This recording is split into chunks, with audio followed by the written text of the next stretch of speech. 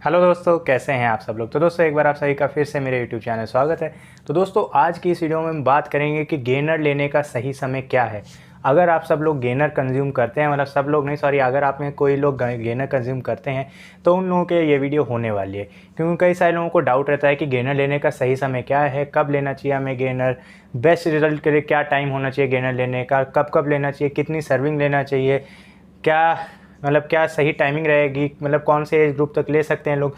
तो ये सारी चीज़ें आज इस वीडियो में मैं कवर करूँगा। वैसे बेसिकली ये वीडियो होने वाली है इसी चीज़ के ऊपर कि गेनर कब लेना चाहिए, तो इसके साथ साथ ये सारी चीज़ें मैं आपके लिए कवर कर दूँगा। तो चलिए दोस्तों जल्दी से आगे बढ़ते हैं और जानते हैं इस चीज़ के बारे में और मैं आपको समझाता हूँ। दोस्तों देखिए, हम लोग चीज़ें मार्केट से परचेज़ तो कर लेते हैं, लेकिन उसको यूज़ करने का तरीका कई बार हमें नहीं पता होता। तो उसके लिए आप लोग हेल्प के लिए ढूंढते हैं कि इससे पूछते हैं। तो अभी का टाइम ऐसा है कि हर कोई पैसे बनाने के लिए, कुछ करने के लिए कि इससे आप पूछेंगे तो बोलेंगे कि आप मेरे से सप्लीमेंट ले लो, मैं आपको बता दूंगा कैसे यूज़ करना है, क्या करना है। पैसे लिए बिना कोई भी कुछ काम नहीं हो पाता है। तो ये सब तो ये चीज़ है तो आपको ही पता है। तो देखिए, तो मैं अपनी तरफ से आपके साथ आपके लिए सारी चीज़ें शेयर करूँगा जितना मेरे को पता है, जो चीज़ें मैंने यूज़ करी है, जितने बार मैंने जो गेनर यूज़ किया वो भी मैंने आपके साथ शेयर करी।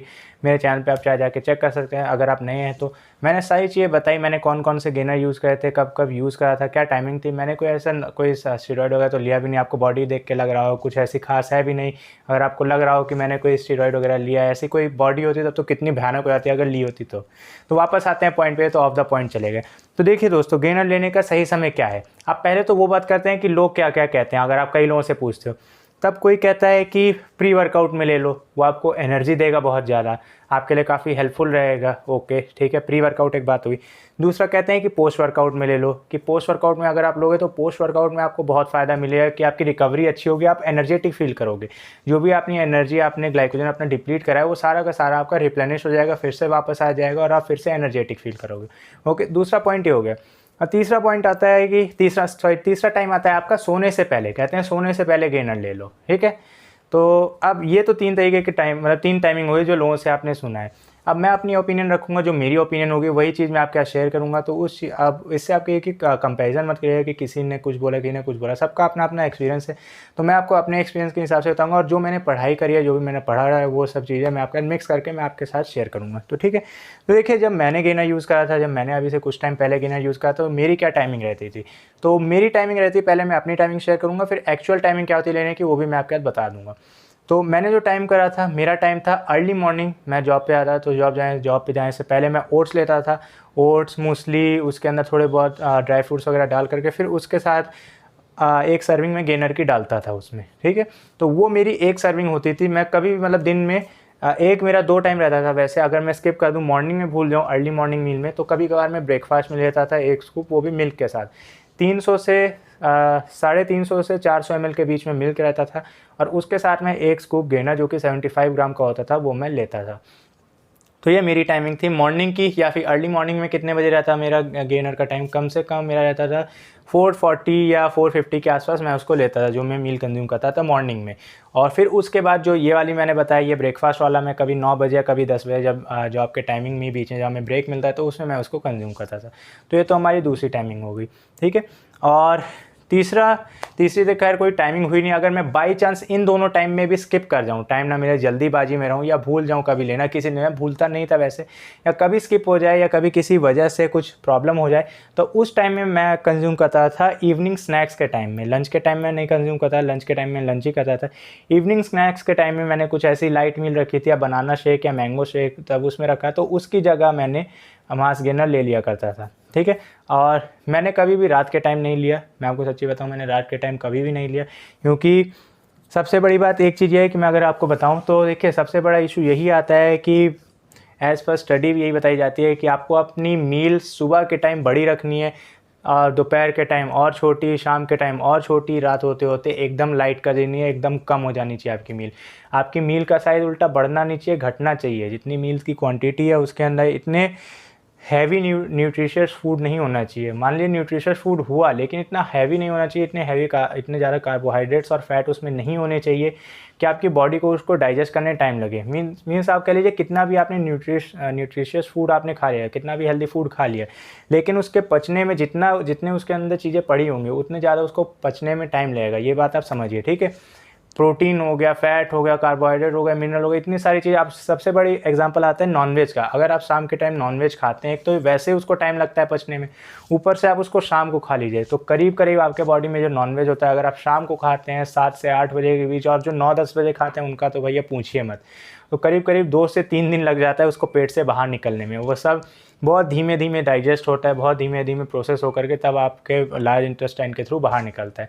अब ये मैं आपको नहीं बता सकता है कितना ज़्यादा कैसे प्रोसेस होता है, क्या होता है, ये ऑफ द टॉपिक हो जाएगा। हालांकि मुझे पता है, उसके लिए मैं आपको बाद में बता दूंगा। तो ये चीज़ होगी। तो आपने यही चीज़ देखना है फ्रेंड्स कि अब यहाँ तो बहुत ज़्यादा इधर उधर बातें होने लगी। तो देखिए, मैंने अभी आपको अपनी टाइमिंग बता दी, मैं कब कब ले रहा था। अब आपने क्या करना है, अब अगर आप देखिए, सबसे बड़ी बात यह है कि अगर आपको कोई कह रहा है कि शाम के टाइम आपने वेट गेनर लेना है या मास गेनर लेना है, चाहे इंड्यूरा मास हो, चाहे कोई भी ब्रांड का हुआ, कुछ भी हुआ, अगर आपको कोई कह रहा है शाम के time weight gainer mass gainer लेना है, तो बिल्कुल मत लीजिए, ठीक है।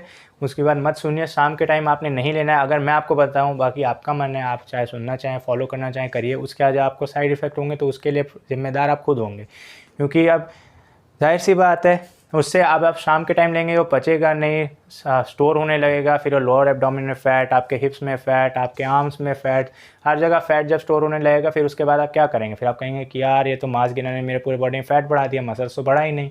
तो फिर उस टाइम क्या होगा, आप फिर सोचेंगे कि यार गलत सुना मैंने, जिसकी बात फॉलो करी गलत हुआ। तो ऐसा करना ही क्यों करना है आपने, जब आपके पास इतने सारे लोग हैं, इतनी सारी वैरायटी है, तो क्यों करना है आपने।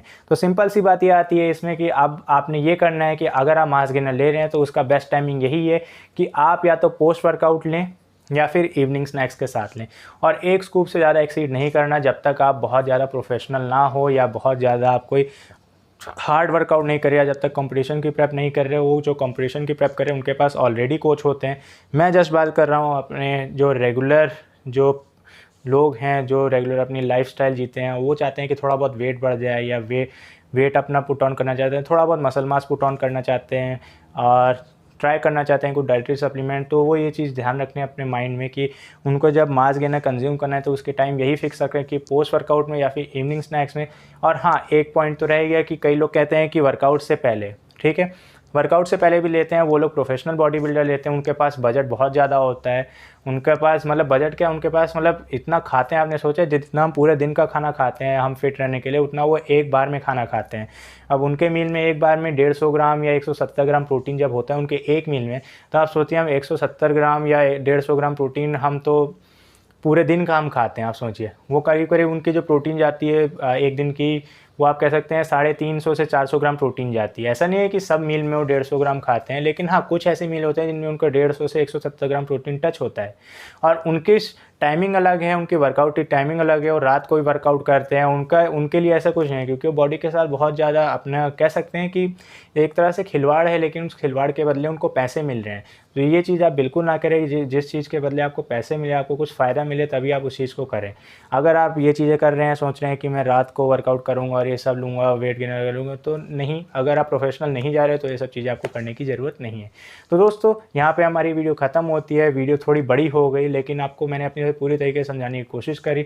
उम्मीद करता हूँ आपको ये चीज़ समझ में आ गई होगी। अब आप ऐसी गलती नहीं करेंगे। और एक चीज़ और मैं आपको बता दूँ, एक डाउट और रह जाता है कि मास गेनर को मिल्क के साथ लें कि वाटर के साथ। तो देखिए दोस्तों, ये डिपेंड करता है आपके गोल पे। अगर आपकी कैलोरीज पूरी हो गई हैं पूरे दिन में, मतलब ऑलमोस्ट आपने कैलोरीज अपनी टच कर ली है कि आप रिमेनिंग रह गई है, बहुत थोड़ी बहुत कैलोरीज ऊपर नीचे है, तो वाटर में ले सकते हैं। अगर आपकी कैलोरीज बहुत ज़्यादा डिफरेंस है, अगर आप थोड़ी हैवी मील बनाना चाहते हैं, उसके अंदर कैलोरीज और लोड करना चाहते हैं, तो वहाँ पे आप उसको मिल्क के साथ ले सकते हैं। नहीं तो वाटर के साथ लेना भी ठीक रहेगा। डाइजेशन का टाइम उतना ही होगा। अगर आप मिल्क के साथ लेंगे तो डाइजेशन उसकी थोड़ी और स्लो हो जाएगी, थोड़ा और ज़्यादा टाइम लगेगा उसको डाइजेस्ट होने में, पचने में थोड़ा टाइम लगेगा। उस टाइम तो जब वर्कआउट के बाद लेते हैं तो वहाँ पे तो आपके बहुत जल्दी आपके इंटेस्टाइन में पहुँच जाता है, उस टाइम आपको पता नहीं चलता। लेकिन आपके इंटेस्टाइन में वो रहता है, वो पचा नहीं है अभी, पचने में उसको अभी भी टाइम लगेगा। तो दोस्तों, यहाँ पे हमारी वीडियो खत्म होती है। उम्मीद करता हूँ आपको वीडियो पसंद आई होगी। अगर आपको दोस्तों ये वीडियो पसंद आई हो तो प्लीज़ लाइक करें और मेरे चैनल को सब्सक्राइब जरूर करें, ताकि मैं आपके लिए और भी ऐसी वीडियोस लाता रहूँ। Thank you.